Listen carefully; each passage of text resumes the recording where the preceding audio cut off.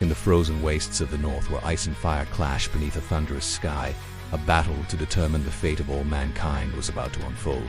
This is the tale of the ultimate confrontation between the valiant Knights of Eldoria and the savage horde of Bloodfang Orcs. For generations, war had ravaged the land. Now, led by the fearsome Warlord Grumak the Colossus, the Orcish legions marched towards humanity's last bastion. Their numbers reached 10,000 strong, and the very earth trembled beneath their war drums. Facing this tide of destruction stood the Knights of Eldoria, clad in gleaming steel and armed with unshakable honor forged in the fires of countless battles. As the two armies prepared for the coming storm, the air crackled with tension. Orcs warriors sharpened their cruel axes, their bestial roars echoing across the battlefield. On the human side, knights mounted their war horses with grim determination, while priests moved among the ranks, offering blessings and final rites. The sparse forests at the edges of the plain began to smolder as siege engines hurled flaming projectiles into the air. Commander Alric, leader of the human forces, raised his sword high and addressed his troops. His voice rang out, clear and strong.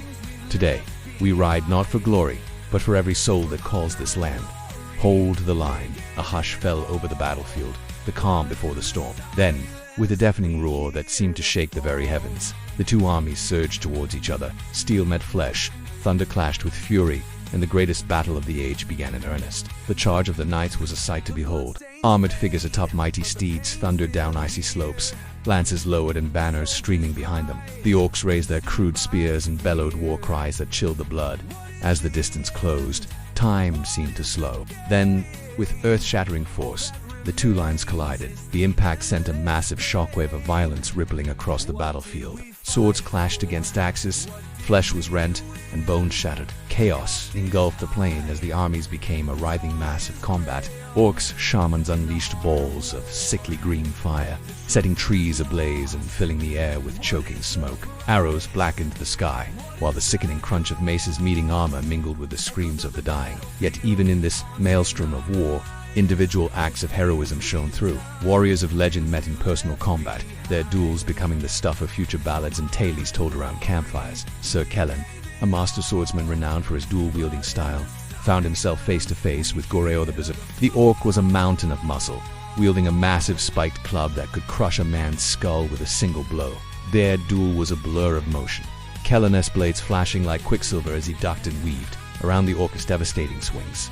In the end, it was the knight's speed that proved decisive. With a final, lightning-fast slash, Kellen opened Goreo's throat, ending the berserker's rampage in a spray of dark blood. Not far away, Lady Ilaria, famed for her elegant spearwork and indomitable shield wall, locked in combat with Skarn the Shaman, the orc witch-doctor caught upon foul magics, hurling bolts of shadow and gouts of hellfire at the knight. But Ilaria's faith was her armor, and she advanced steadily through the magical onslaught. Her shield deflected curses, her spear struck true, and with a final, perfect thrust, she impaled the shaman through his black heart. But at the heart of the battle, where the fighting was thickest, the true titans of the war met in single combat. Commander Alric, his once pristine armor now dented and bloodied, stood face to face with Warlord Grumak.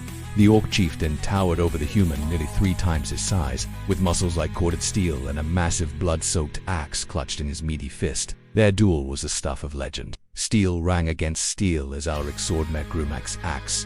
The ground shook with each thunderous blow. Time and again, it seemed the human commander would fall, only to twist away at the last second or parry a strike that should have cleaved him in two. But Alric was tiring, his movements growing slower with each exchange. In a moment of desperation, Grumak's axe found its mark.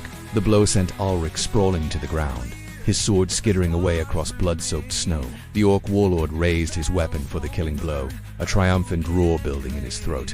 But in that instant, Alric revealed his final gambit. With lightning speed, he drew a hidden dagger and plunged it deep into the Colossus fell, his massive form crashing to earth like a felled oak. With their leader slain, the Orcish horde's resolve crumbled.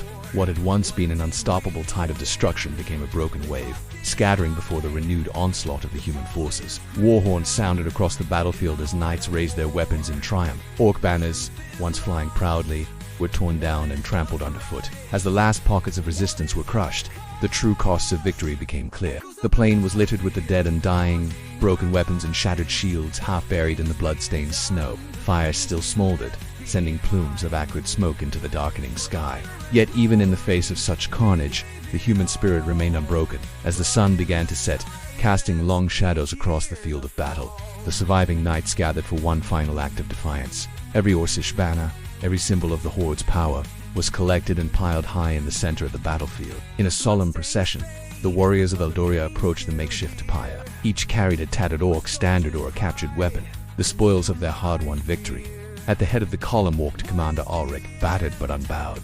With grim satisfaction, he cast a torch onto the pile. Flames leaped high into the twilight sky, consuming the last vestiges of the Orcish threat. As the fire roared, a cheer went up from the assembled knights. It was a cry of relief, of triumph, and of hope for a future free from the shadow of war. The Battle of Blackfang Ridge would be remembered for generations to come, but it would not be the brutality of the fighting or the rivers of spilled blood that found their way into song and story. Instead, bards would sing of the unbreakable spirit of mankind, of the courage and unity that had allowed them to stand against impossible odds and emerge victorious. For in their darkest hour, when all seemed lost, the Knights of Eldoria had made their last stand, and in doing so, they had written a new chapter in the annals of history, one of honor, of steel, and of ultimate victory.